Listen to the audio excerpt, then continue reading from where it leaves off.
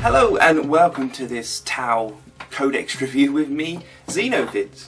Now this is part 1 of the series, and what we're going to start with, this lovely, lovely Codex, is my initial impressions, and we're going to go over to the Warlord traits and any special universal rules that Tau have. So the Codex itself, Tau Empire.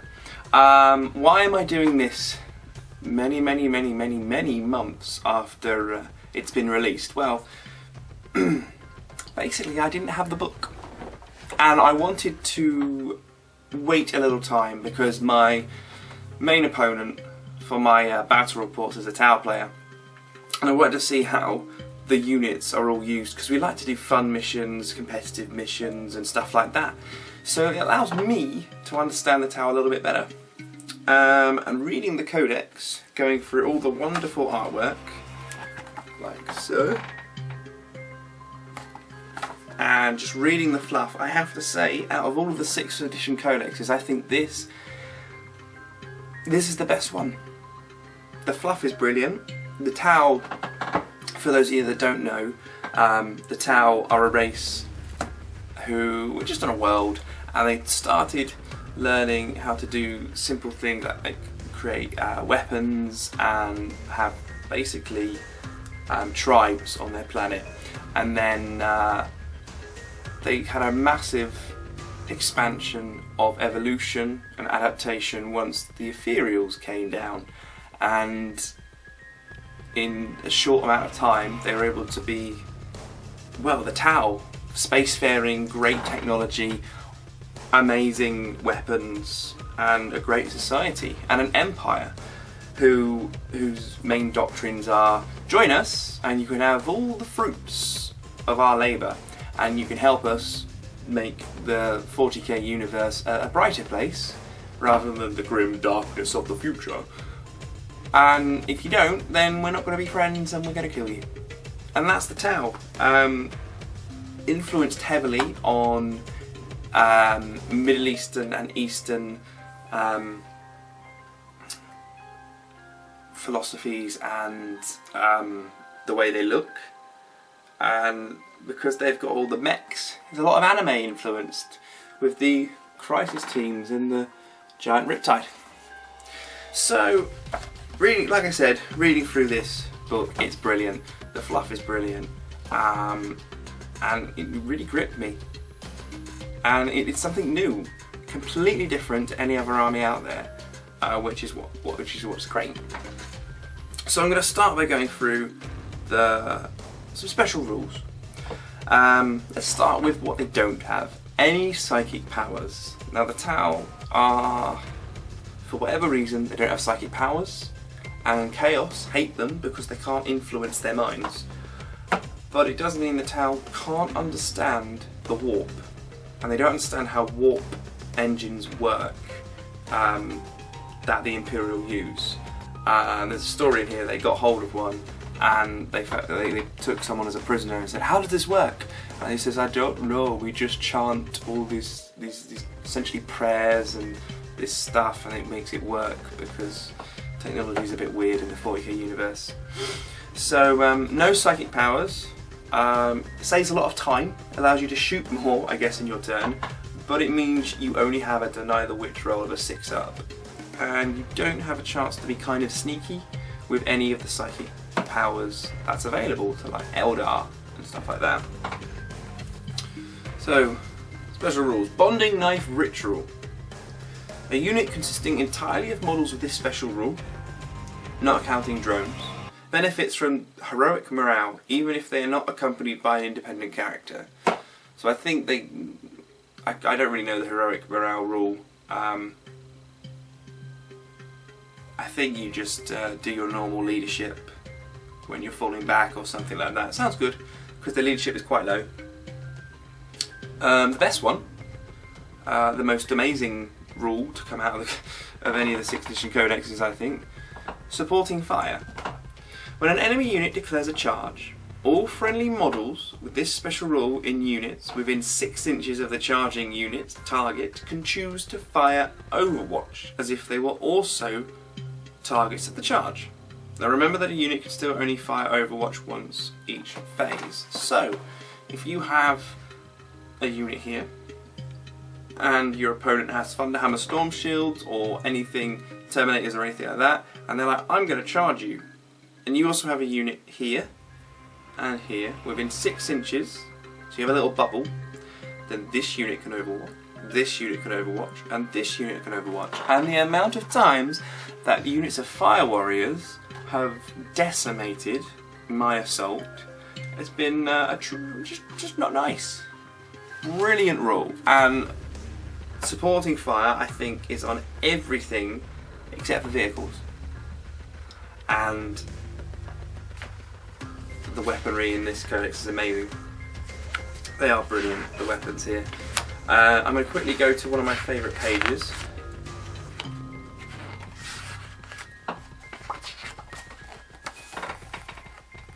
The picture of the Tau suits. They suit up. Now, they have different battle suits for the different roles in the battlefield. They have a stealth suit, which has a 3-up armor save, and they get, I think, like shrouded or something. I'll go through that later on when we go to the stealth suits.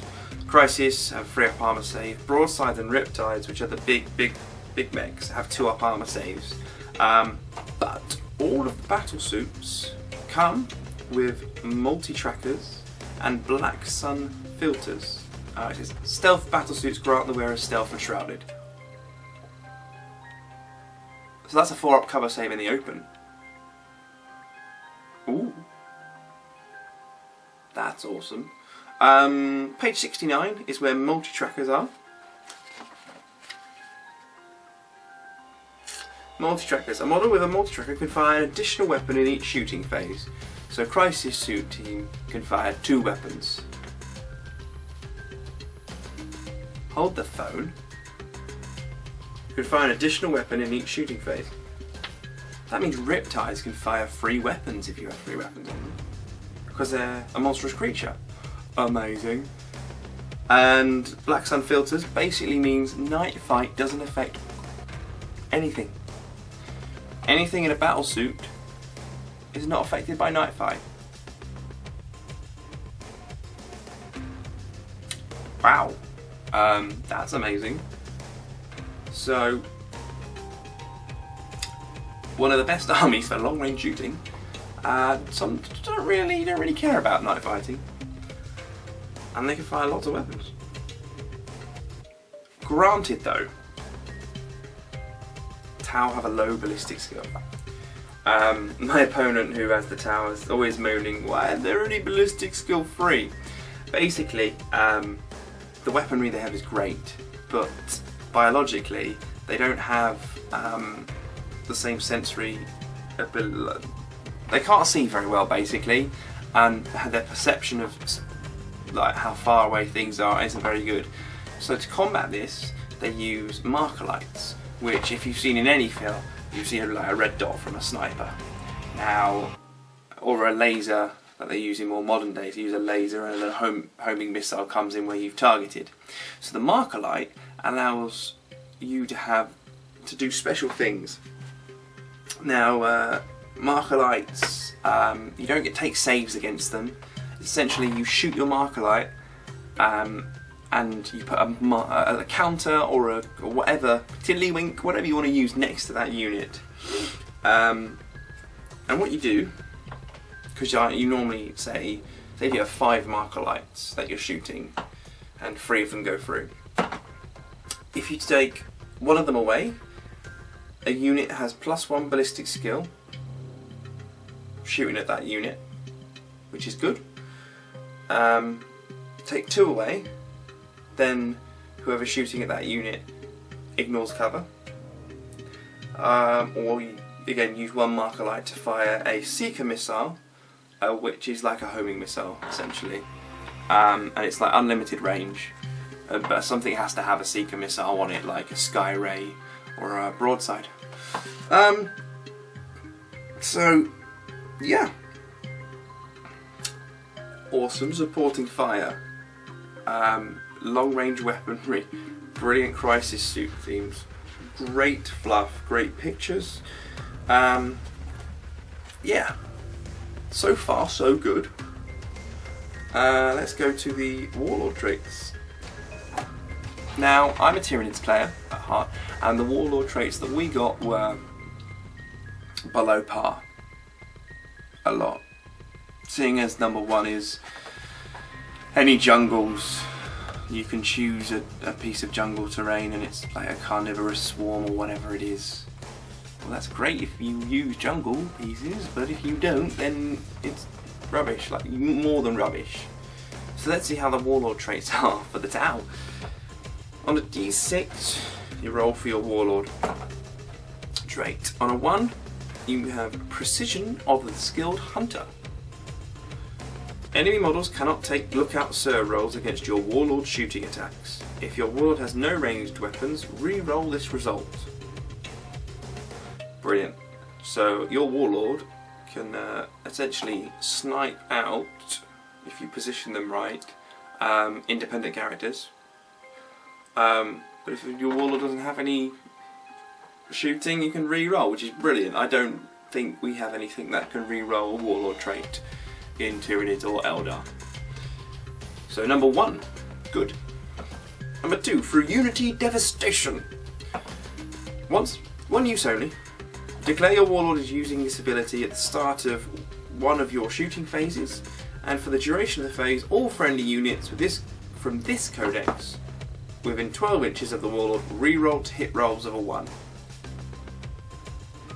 Awesome. Number 3, a ghost who walks amongst us. The Warlord and his unit move 3d6 when making jetpack thrust moves. If the Warlord has not jetpack infantry, re-roll this result. Again, ability to re-roll Warlord traits if it doesn't benefit your Warlord. Brilliant. And jetpack moves are imperative because the Tau is all about shoot, move, shoot, move. Close combat is not what the Tau are about. You do not want to get anything in close combat really. So you move your thing up, you shoot, and then you thrust it back. And 3d6 going backwards, you're not going to catch anyone. They're not going to catch anyone, which is brilliant.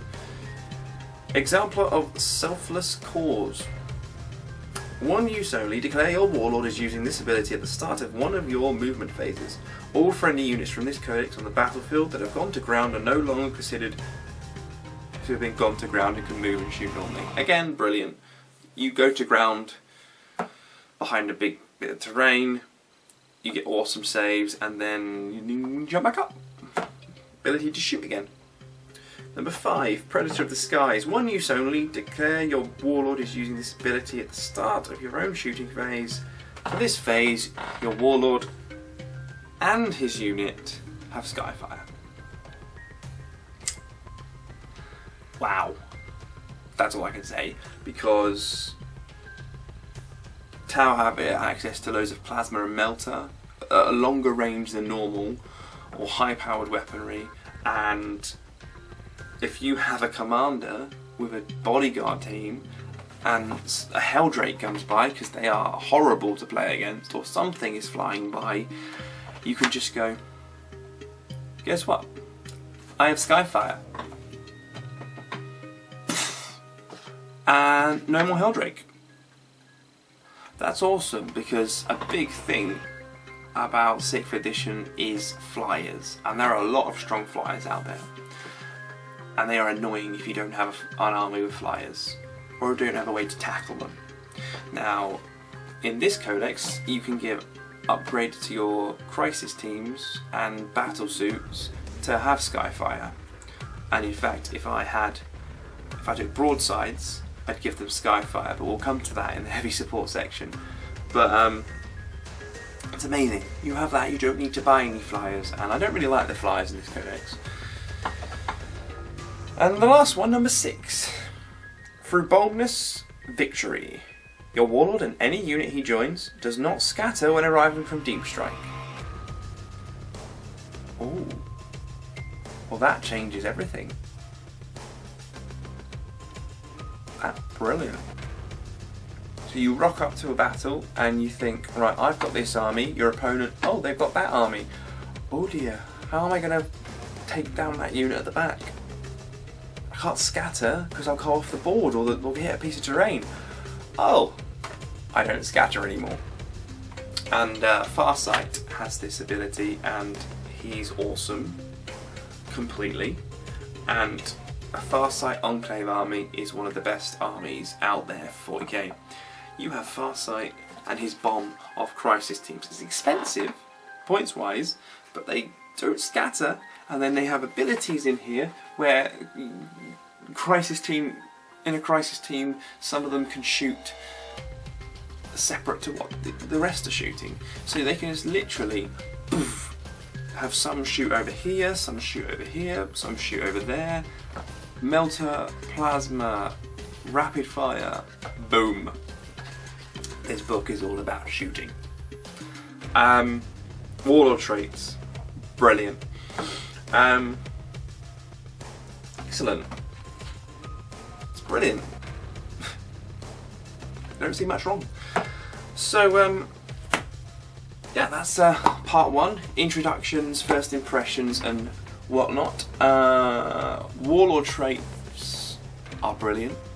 I would give the Warlord traits probably an 8 out of 10, and I think they're the best Warlord traits in all the codexes. I think they're useful, all of them can be used, and I'd probably just take the Warlord traits from here rather than from the rulebook. Definitely. The fluff and artwork, 8 or 9 out of 10 again. It's great. Supporting fire is one of the best rules to ever come out of the Codex. Again, 9 out of 10 for that. And giving the ability for suits to have night fighting and shoot one extra weapon, which I completely forgot about, is amazing. So far, so good. Okay, next video I'm going to put up is going to be all about the HQ section. So what I'll be doing is going through the HQs one by one. And there is quite a lot of HQs, I've just noticed. 3 pages of HQs. And basically I'll be going through each of them, talking about their points, their abilities, what they're equipped with, and basically talking about if I think they're any good. All of my tactics, reviews and everything about each unit will be on my own experiences with them.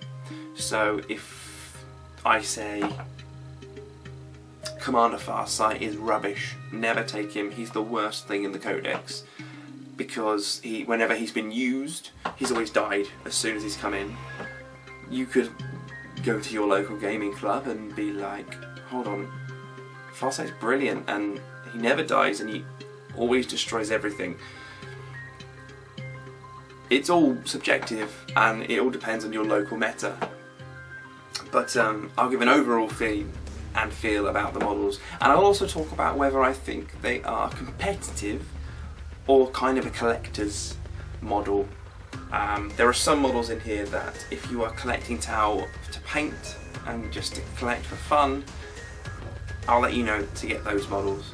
But if you're looking for competitive, I'll tell you if I think it's worth the points, basically.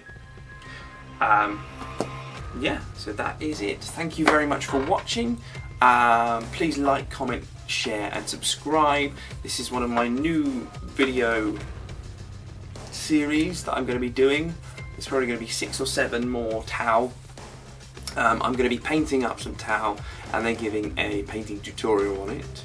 I've actually just sprayed them and they're in the garage right now.